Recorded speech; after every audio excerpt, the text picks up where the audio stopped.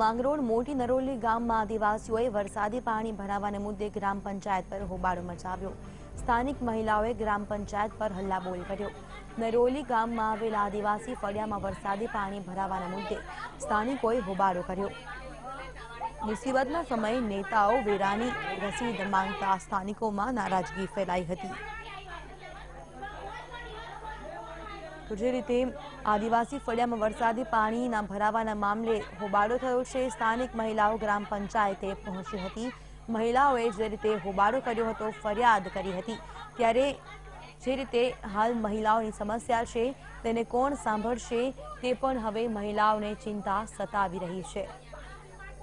તો સ્થાનિક મહિલાઓ દ્વારા ગ્રામ પંચાયત પહોંચીને હોબાળો કરાયો હતો। તેમની જે સમસ્યાઓ છે, વરસાદી પાણી જે રીતે તેમના ઘરોમાં ઘૂસી આવ્યા છે, તેમને મુસીબત પડી રહી છે, ત્યારે તેનો હલ ક્યારે આવશે તે હવે એક મોટો પ્રશ્ન છે।